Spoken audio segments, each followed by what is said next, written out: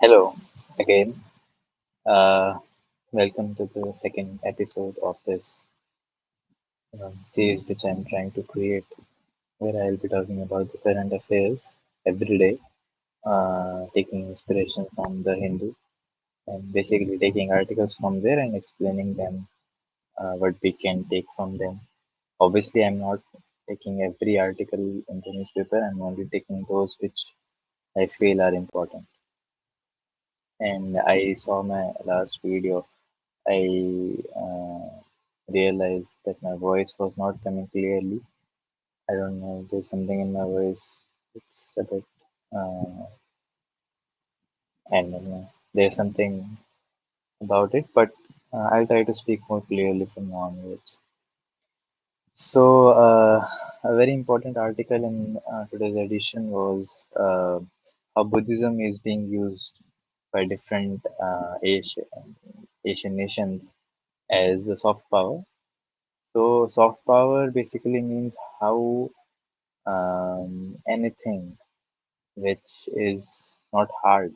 Soft is basically things which we cannot see, but we can only feel. So how those things are being used in creating an influence, or how they are being used to increase the presence of some country. So two cases in this. Sujeev Shakya, he himself is a practitioner Buddhist, and he has initially defined what Buddhism is and the different facets of it. Um, and then he puts up the Indian Buddhism side, and then how the Chinese Buddhism is being viewed, or basically the basic background of these things. So he thus by all this explains how Buddhism is being used nowadays as a soft power. So he himself, uh, Shakya, as you can see here, Siddhartha Shakya, Siddhartha, who later came to be known as uh, Gautam Buddha. So you can see from the surname itself that he is also a Shakya, and um, they are basically called as the descendant of the Gautam Buddha. So he took one example from the recent Global Buddhist Summit, which took place in New Delhi, and how no representative from the so-called as the places where Buddhism actually exists, like in Bhutan, which is a Buddhist country, or was in Nepal. So there were very few uh, representatives from these countries. So as you can see, I think here he has mentioned somewhere. Uh,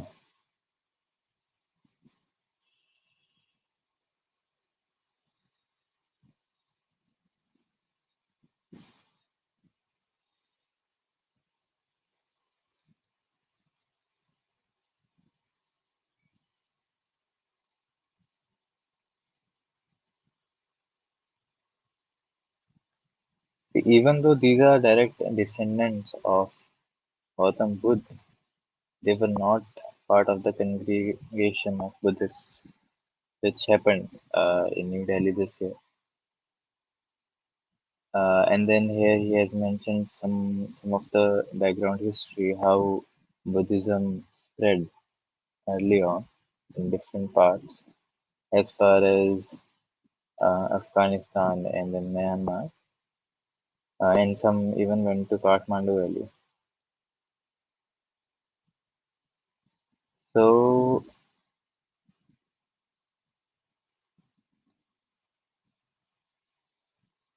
there have been many controversies involved. That's what he says.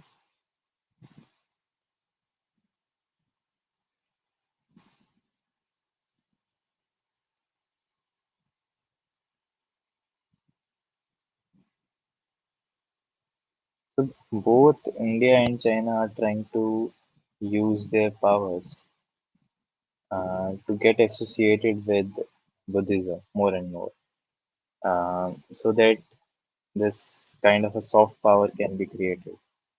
Both of them are trying to, uh, as here he has appropriately mentioned, that the geopolitical wrangling over the future of Buddhism between India and China is making the Nepal Buddhist uneasy. Um, so then he has here mentioned how India's Buddhism is, how it has evolved, and how initially Buddhism provided peace and tranquility to India at the time of partition, basically, when a lot of riot happened and bloodbath happened.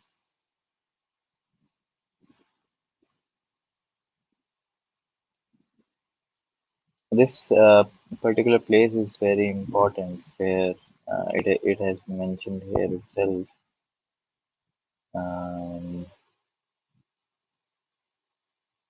Lumbini apparently is one of the birthplace of Buddha, is the birthplace of Buddha, and here it is being seen. What I was talking about, that India is creating a kind of its own form of Buddhism, where the primary, this is his views. He's saying that the primary uh, motive of the Global Buddhist Summit, which was organized in April, was to provoke China by promoting Tibetan Buddhism and Dalai Lama.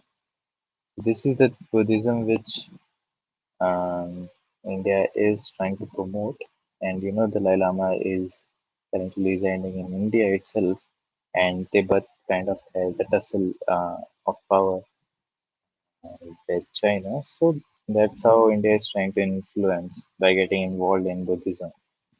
There were no Nepal representatives present, and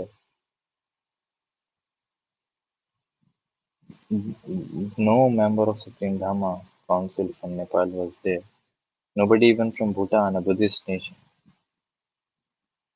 So therefore, the geopolitical tool for India seems to be the promotion of Tibetan Buddhism, which has greater Western appeal. So, in trying to create an image that it is a Buddhism backing country, they're trying to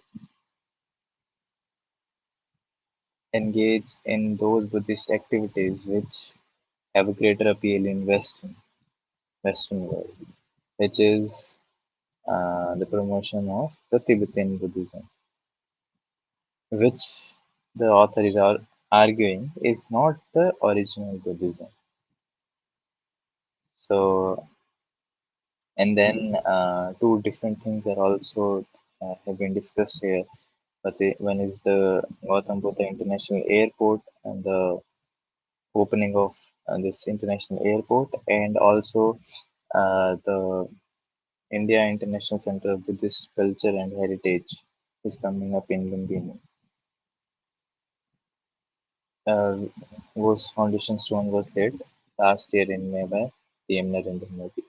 So basically, this international airport has been sought as the Chinese project.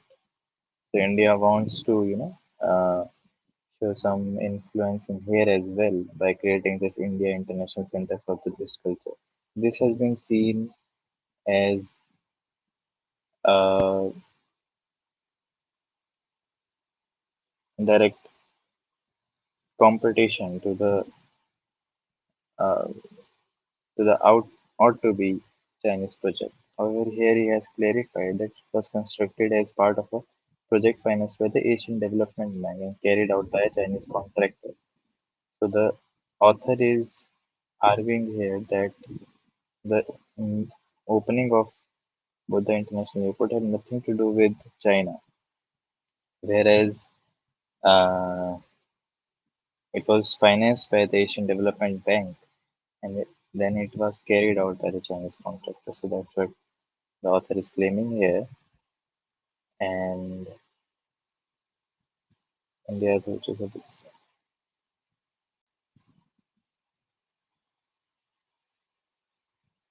So there has been quite a clash of this claim that where Buddha was actually born, and many believe that he was born in Nepal or an area which is now under Nepal.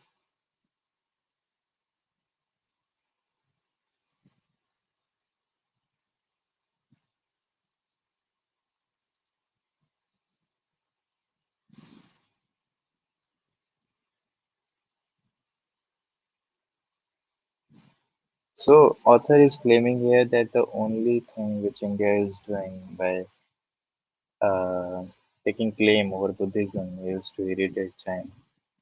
Because in China, Buddhism is embedded very much, which he has shown in the next section of this article, wherein he says that China is home to around 245 million Buddhists. So many monasteries are there, so many temples are there, and so many people are there. So it is very important for China. And India, in some ways, trying to influence this thing, creates its own soft powers, thereby irritating China. That's what he's implying. Uh,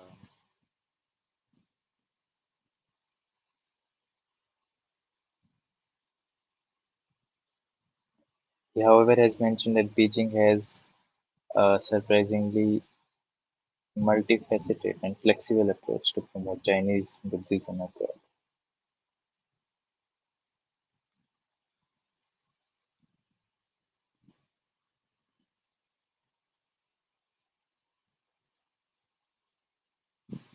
And as a source of Buddhism, Chinese look to Nepal rather than India. So that's how we can relate to how the author is slightly tilting towards China. I'm not sure that's how I felt after reading this article.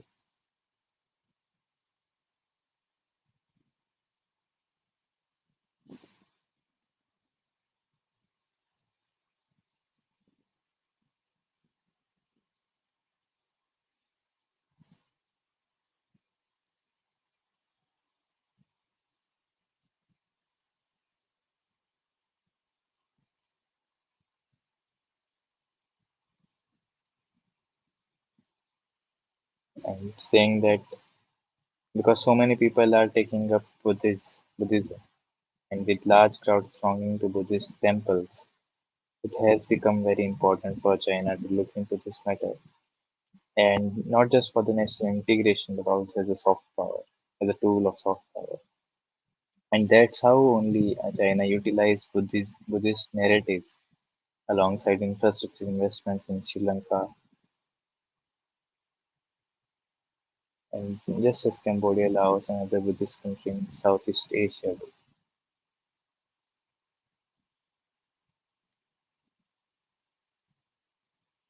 And there's a rumor in Nepal that China will send over 5 million Buddhist pilgrims and establish hotels as a big soft power push. And it has also been rumored that India will invest more money in Lumbini. So there's a gist of this article wherein the author is saying that how India and China are using Buddhism to increase their soft powers, and how this is making the Nepali Buddhists very uneasy. So this particular thing can be asked in different places, and it's basically involving Buddhism, origin of Buddhism. Uh, did it happen in like the birth of Gautam Buddha? Did it happen in Nepal or in India? Uh, Different sources claim different things, and there are different forms of Buddhism. India tends to back Tibetan Buddhism because the Dalai Lama is residing in our country, and both of the countries are trying to influence uh, by helping these countries in making the infrastructure possible. And that's how these superpowers try to influence different areas by using soft power, such as Buddhism. This can be one important question. Let's move on to the next article. Uh, Clean energy, that's been the thing, right? Nowadays, everyone has been talking about that, and some analysis has been done here, and it has been seen that clean energy fundraise it has increased significantly, but mostly in China, Europe, and US. Uh, and here different charts are also given. So here we can see the push. This is in $1 billion. You can see how much China has in this period invested. There has been a very significant increase in clean energy investment. This is for this period, yes. You can see here India. This seems to be one third of it. You can say 25, something like that. Yep. Whereas China has spent more than $170 billion. And what costs the most is like initially EV batteries were costing more when as subsequently their price has reduced as with each passing year. Most of the things cost is decreasing, whereas some have been increased like wind turbines, the storage batteries prices are. These are different things have been shown here, and how different countries are trying to invest these things to be more futuristic and to think about renewable resources.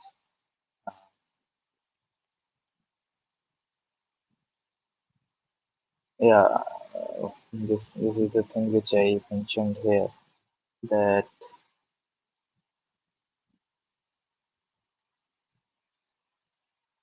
this has been released by International Energy Agency. You can see here in this.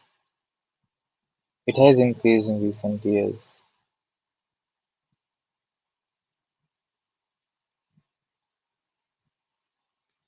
However, as I mentioned in the graph, that the decline in prices has reversed slightly. I think that's because of the COVID pandemic and also the ongoing war in Ukraine, um, because of the supply chain problem.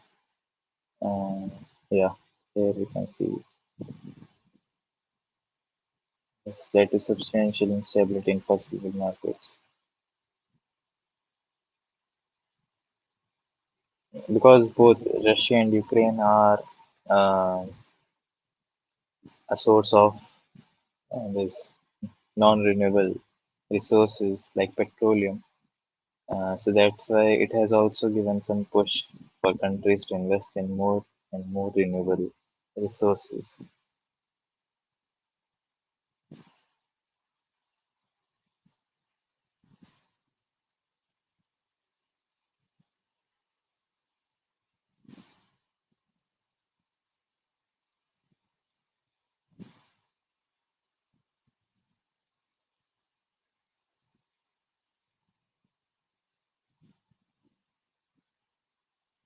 Many things have also been predicted here.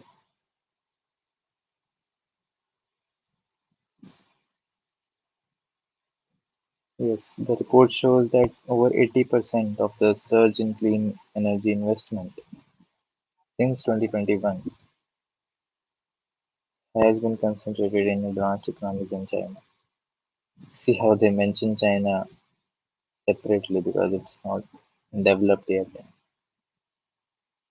So over 90%. So that's a very bleak situation.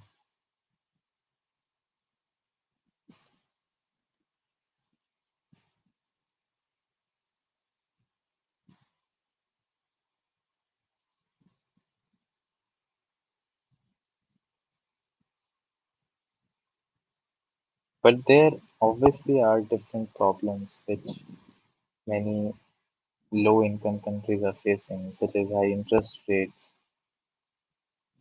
market designs, financial constrained utilities, and high cost of capital.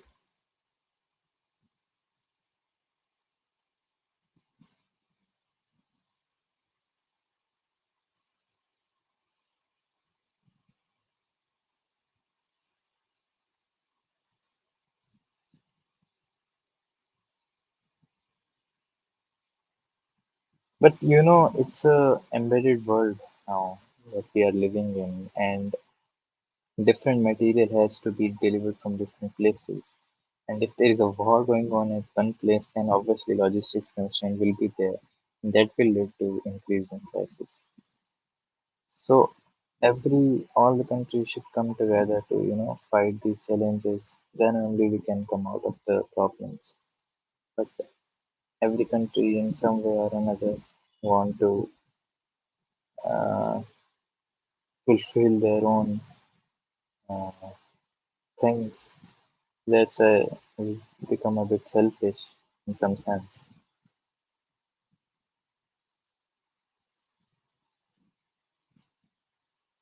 And this increase in some of the technologies can be attributed to that itself, because some of the input materials have the prices of some of the input materials have increased. Now this can be one of the prelims question wherein a scientist team, this is an Indian scientist team, has discovered the new exoplanet. You need to know what an exoplanet is, and it has been found to be 13 times that of Jupiter in terms of mass. So the scientists were from India, Germany, US, Switzerland. So there are some of the details. You can read it at your own leisure time. But uh, some of the things which are important are the telescope with which it was measured is it was indigenously made PRL, Advanced Radial Velocity Abu Sky Search Spectrograph, which is known as PARAS, and it is located at Mount Abu. So that's Abu Sky Guru Shikhar Observatory.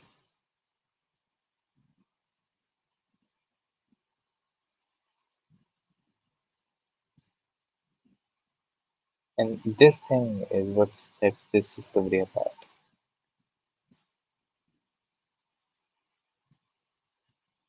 Only fewer than 5 exoplanets are currently known in this mass range. Fewer than 5 to be having mass of 13 times that of Jupiter.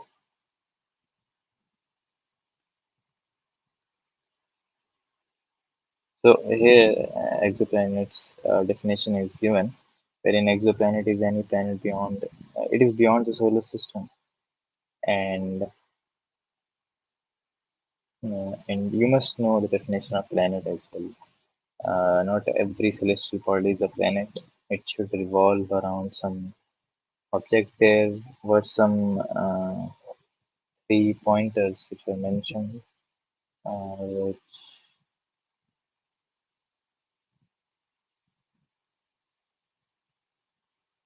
are important to classify any celestial body as a planet. So you need to know about what exoplanet is, and then this Paras uh, telescope.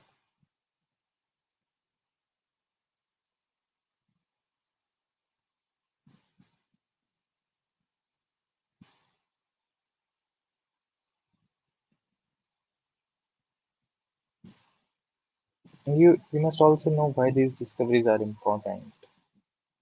This tells us this gives us a very valuable information about the formation, migration, and evolution mechanism of massive exoplanets. How our universe initially was formed, what different things are there, finding different universe. So these are things are there which leads us to the origin of life itself. That's why they are very important, and these can be asked in an exam as well. So in the exam, it's also important. Recently, in Delhi's Purana Killa site, fresh excavation reveals three more investments. So a lot of things have been found at this place, and they are also trying to have some G20 meet here. It was mentioned somewhere here. So this could host one of the accompanying events during the G20 Leadership Summit in September.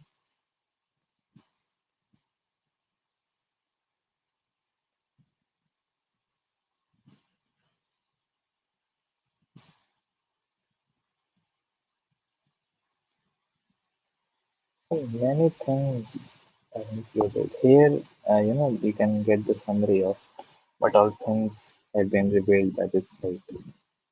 Nine different cultural levels, representing different historical periods, including pre-Mauryan and Mauryan, Sangha, Kushna, Gupta, post-Gupta, Rajput, Sultanate, and even the Mughals.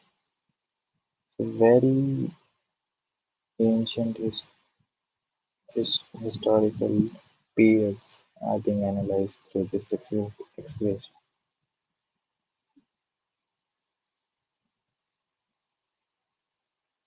I see more than 136 points on this.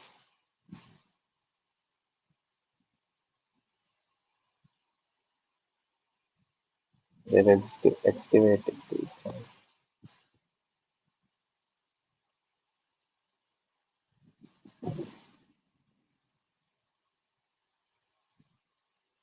These are some of the things which have been found out from here.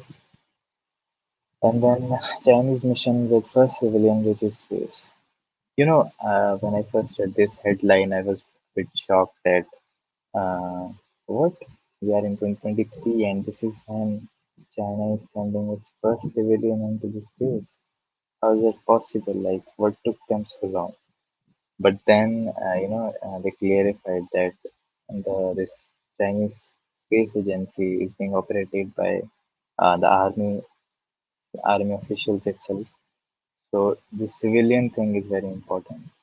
So all the people who have gone into the space who are from China are military people only. So this guy who is the first one, I think.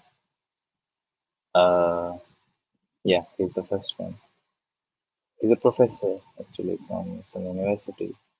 So they are sending this mission there, to the space station to China.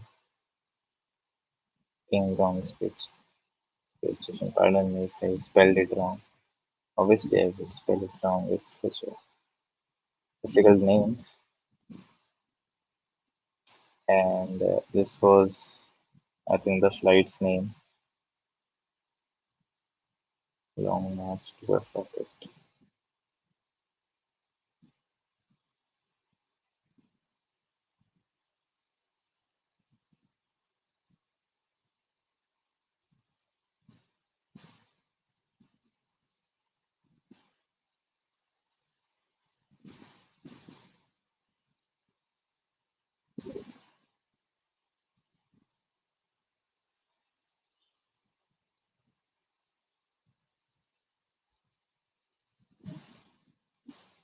China's space agency is also doing great,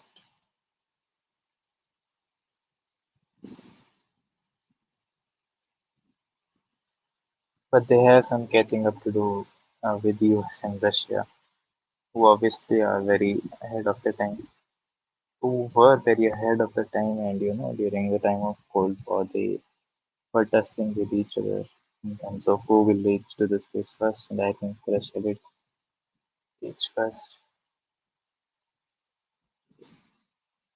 This is kind of that underdog story where you in some part of your body are backing Russia to win the race because US is that strong bully who always wins and he somehow wants that underdog to win just this time.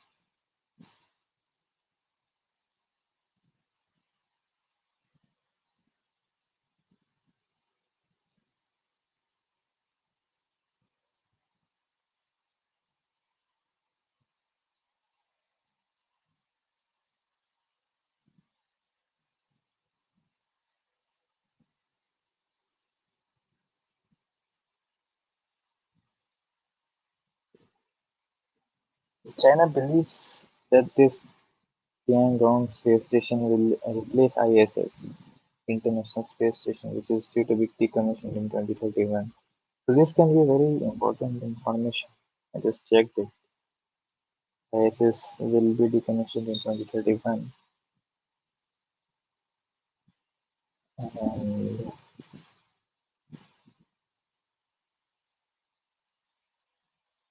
they are really smart, these Chinese people. But anyway, not worrying about a lot from our discussion here. There are some problems in Kosovo right now. Um,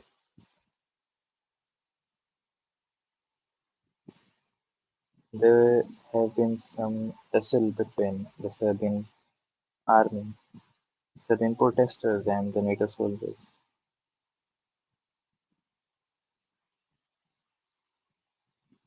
Kosovo initially, at some point of time, was part of the Serbia.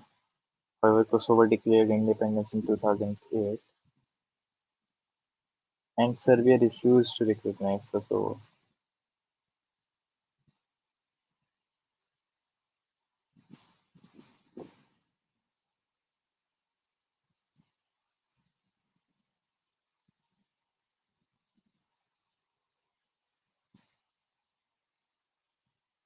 So Kosovo's Kosovo is basically an Albanian majority place,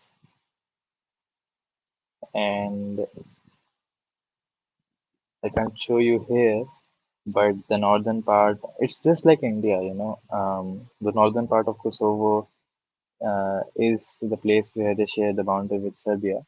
So Kosovo's election might have held, and some mates might have taken their office in the northern Kosovo's Serb majority area, and that has led to this tension. So basically, I think Kosovo is a part of NATO. So NATO soldiers might be there, and that led to the tension between the Serbia and Kosovo. So many countries recognize Kosovo as a independent country, including US. However, countries like Russia, China, and five European Union countries, do not recognize Kosovo and they back Serbia. That's why there is a deadlock, and that's why these clashes are there. Cambodian king is on a visit to India. Uh, Cambodia is an Asian country. India is very keen to boost ties with Cambodia. Here you can see President uh, Draupadi Murmu and Narendra Modi are welcoming the king.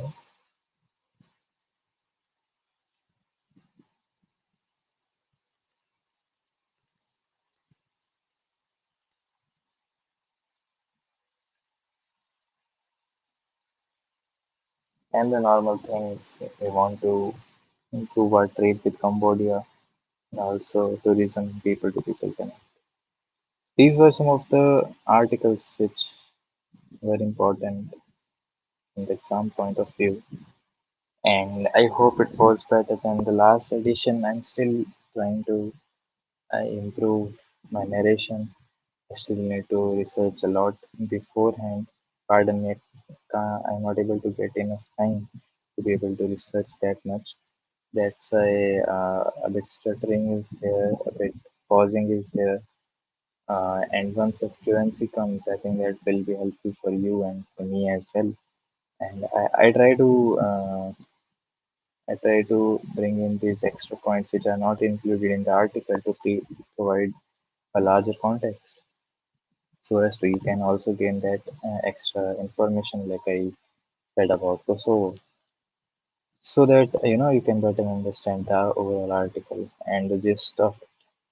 So if you've been this far with me, thanks a lot. Um, I'll catch you in the next one, which is tomorrow. Thank you, and please let me know if there is anything which I can improve.